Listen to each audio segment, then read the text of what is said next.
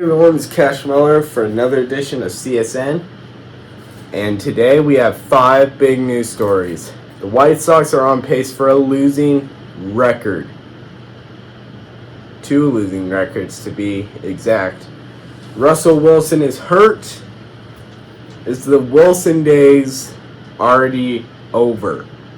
And John Elway, the former Broncos GM, said bypassing Josh Allen for Bradley Chubb was the biggest mistake I made as GM.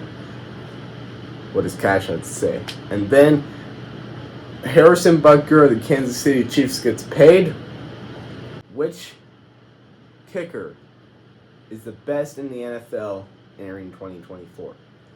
Brandon Ayuk, while you were sleeping, massive trade talks about Brandon Ayuk. We have reports and more coming up with picks coming up next. And we are back. Like I said, we're going to be talking about the White Sox. The White Sox, White Sox.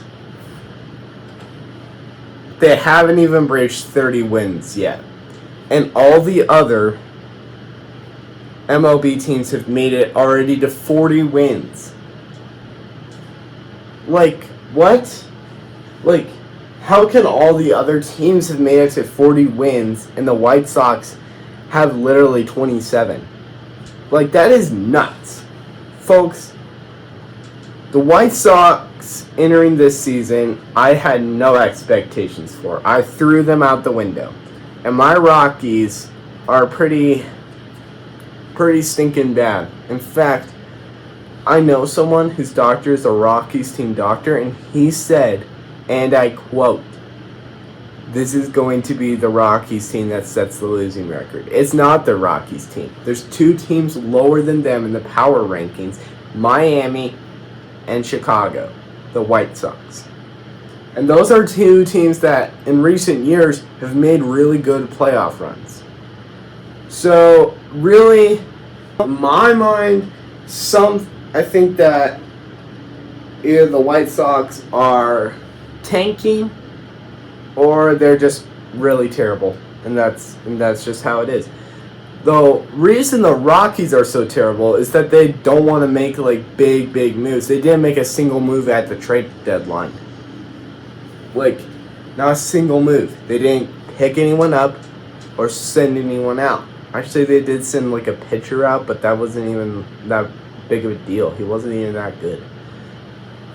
So they haven't really made any moves to improve the team. They've traded away all our good players to like other places that are now starting to ramp up. And I feel like we're a farm team for some reason. Like, I feel like the Colorado Rockies are becoming a farm team, man. Like, this is not the Rockies I watched when, like, I was 6.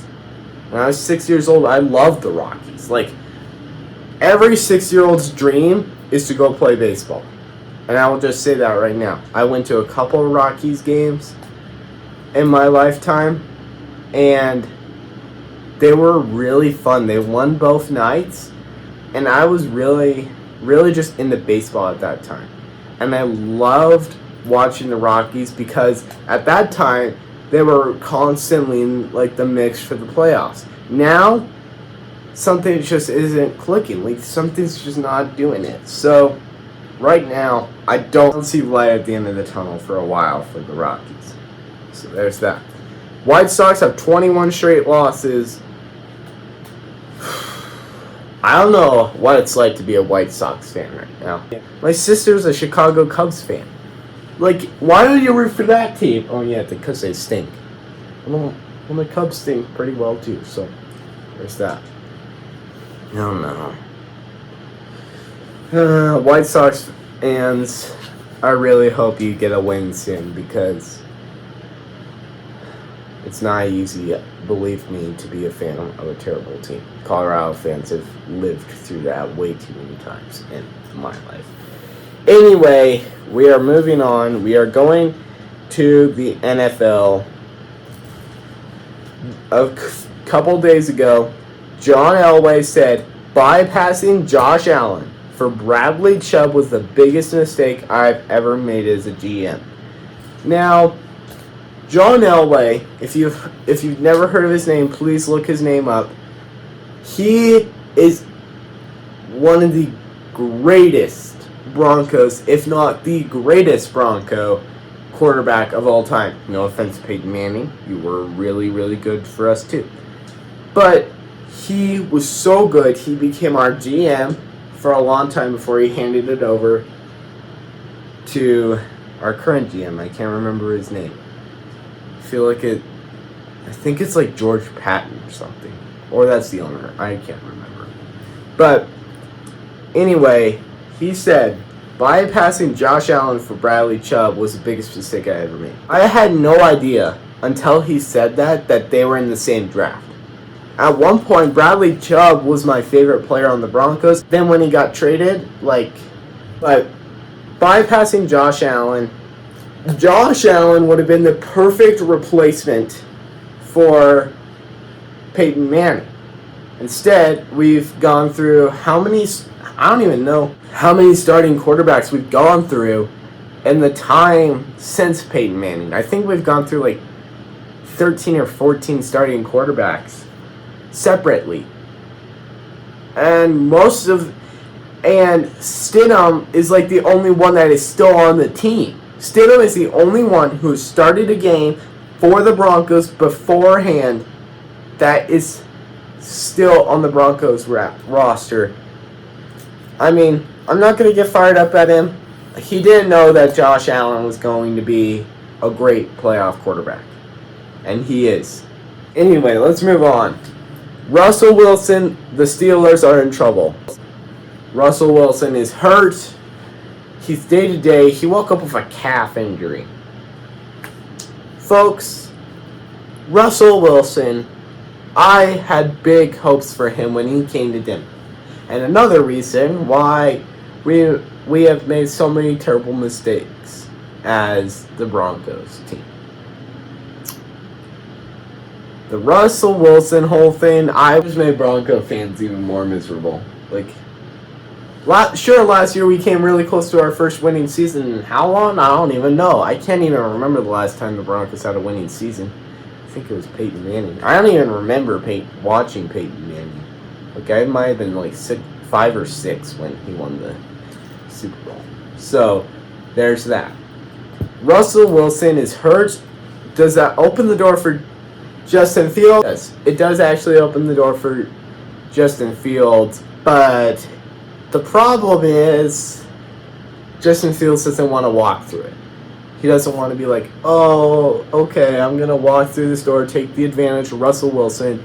No, he doesn't want to do it. Russ is breaking down, I think. The days of Russell Wilson are beginning to deteriorate very quickly, and before long, his ship is going to sink. He's going to retire. But he's got more than enough money. He's got plenty of money. His wife makes more money, I think, than he does. So, there's that. Okay, we're done talking about Russell Wilson because I'd rather forget the Wilson days in Denver. Okay, coming up, Harrison Butker gets paid. Does that mean the best kicker coming up next? And we are back. So, I was just saying before, Harrison Butker is now the highest paid kicker in the NFL.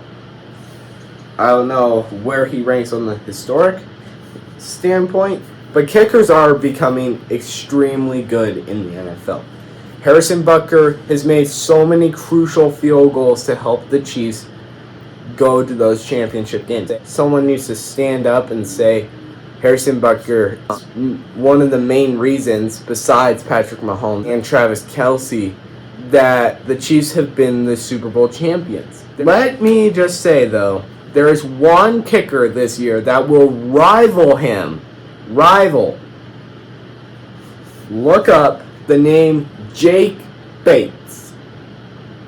Remember that name? Jake Bates. This season, he was a UFL kicker for the Michigan Panthers. If you want to look his name up, You have every right to, and I will encourage you that whole time. He was a monster. He would just drill 60-yard field goals constantly. He is a terrific kicker in the UFL, and guess what? He gets to kick at Ford Field again, the same place where he nailed his 63-yard field goal. I think that actually might be the longest field goal in pro football history. I don't know if that's true or not, but it's going to be the longest one in UFL history for sure. I remember when Justin Tucker nailed that 60-something yard field goal, and we were all amazed. But what made Jake Bates' kick unique was he hadn't kicked a field goal since high school. What? And he just drills a 60-yard field goal. No big deal. Like, hasn't kicked since high school. And yet, what does he do? He nails a 60-yard field goal. He nails a 60-yard field goal, splits the uprights, wins the first game of the UFL season, and continues to just drill those field goals.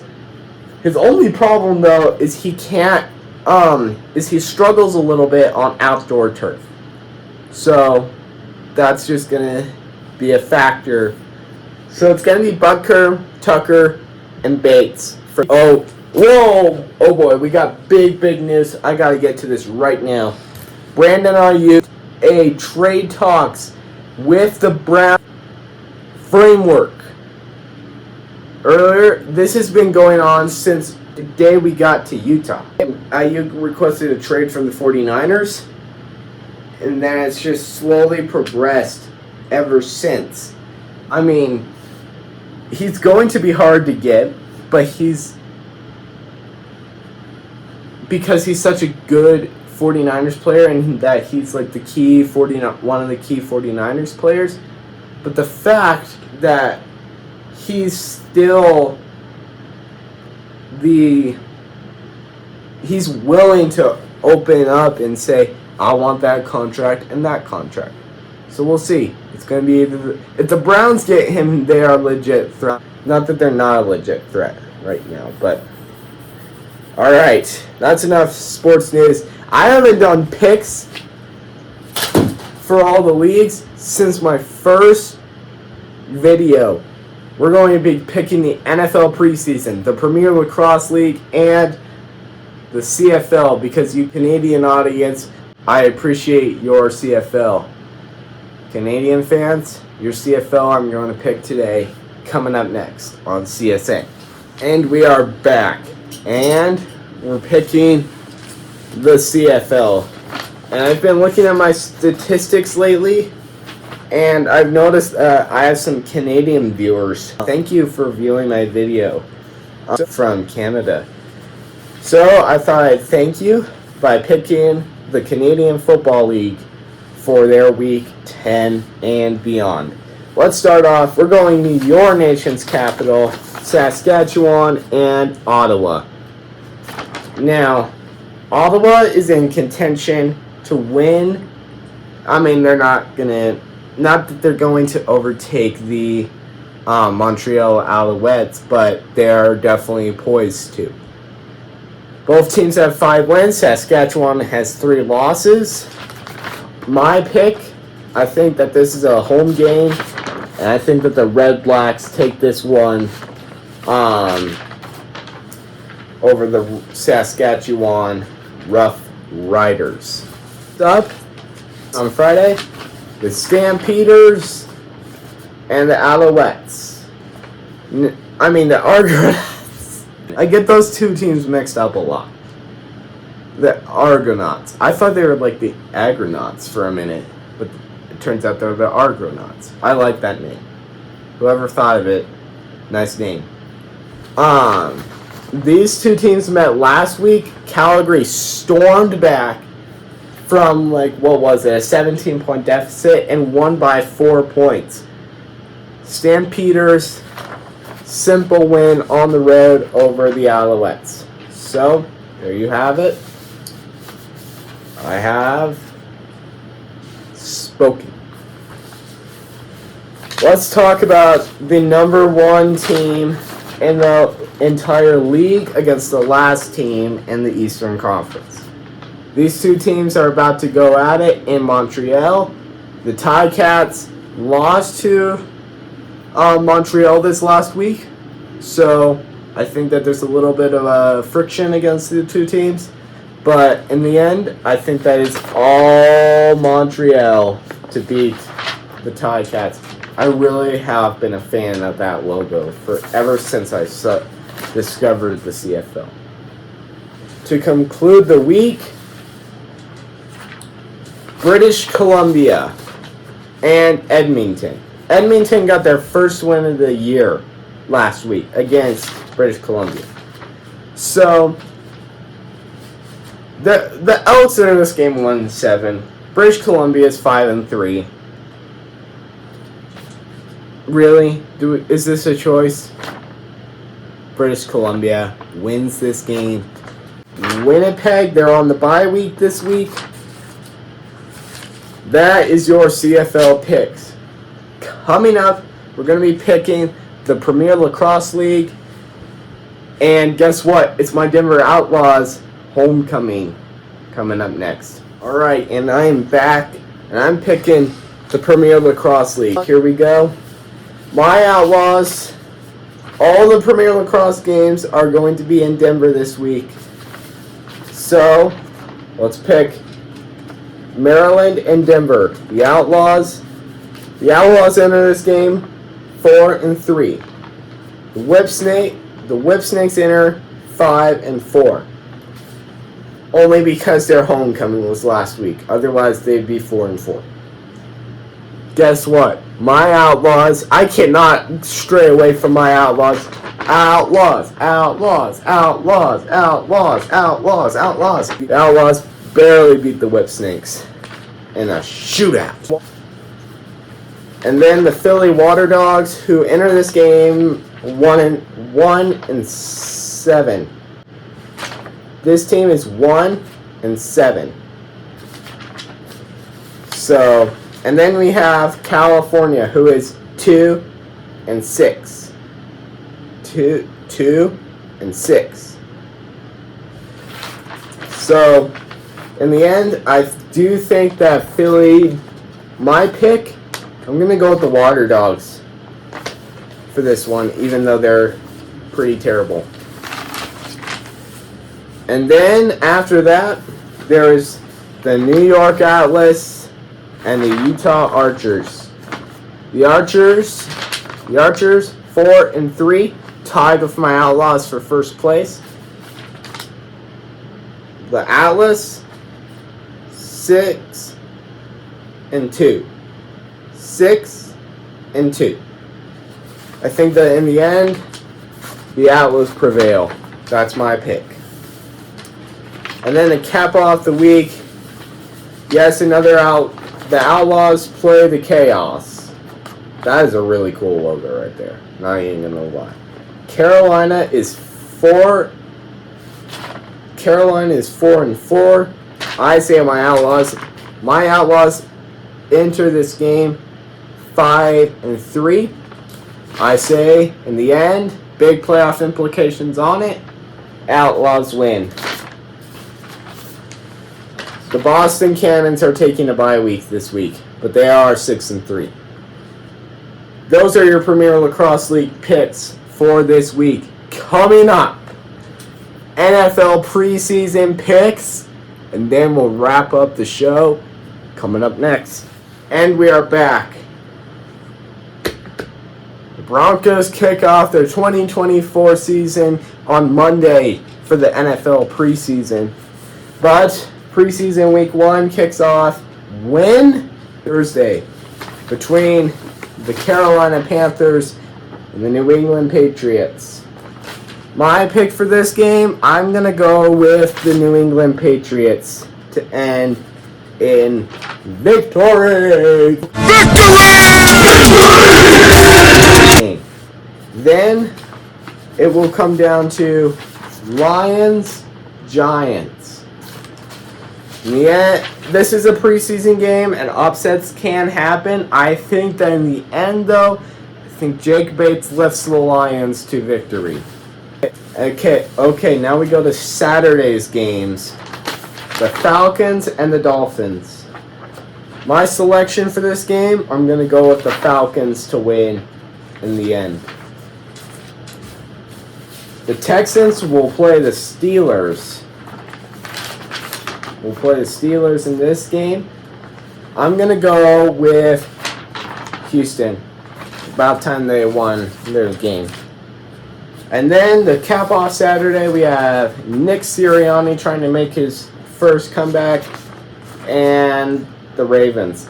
Fun fact, did you know that the Eagles are the only logo facing to the left side in the entire NFL? Just saying. That's pretty amazing. They clearly don't like each other. They're flying away from each other. Do you think that it's going to be Baltimore who wins this game? So there's that. Sunday's games start off with the 49ers and the Titans. I think in the end, this game goes to Tennessee.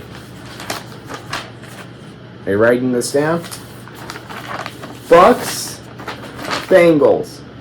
Joe Burrow will be starting for the Bengals. Bengals handle this game quite easily. Quite easily. The Commanders head to New York. The Jets, I think I'm going to go with Washington because Jalen Daniels is starting. So the Commanders are going to win that game. The Bears and the Bills. Last week the Bears won. Bears. Raiders, Vikings. I'm going to go with the Vikings. I think the Vikings are going to be hard to beat in this game. Very hard to beat. And the Browns debut their new helmets and the white face masks as they play the Green Bay Packers. I think it's going to be Cleveland who wins that game. They've had a lot of players drop like flies in these recent preseason games. Have you noticed that? Anyway. Kansas City, the reigning Super Bowl champs, head to Jacksonville. I'd choose Jacksonville any day of the week. I'm telling you right now, they will win. The Seattle Seahawks against the Los Angeles Chargers. Harbaugh's debut. Chargers. Shock them. And then, to cap off Sunday, there'll be Saints, there'll be Cardinals. Cardinals. Barely. And then, Cowboys, Rams. I'm going to go with the Rams for this one. They're going to be hard to beat this year. Keep an eye on them. I'm just telling you right now, just keep an eye on them. Oh, yeah. And then, my Broncos against the Indianapolis Colts. Peyton Manning's going to be torn on this game. I know who's not torn.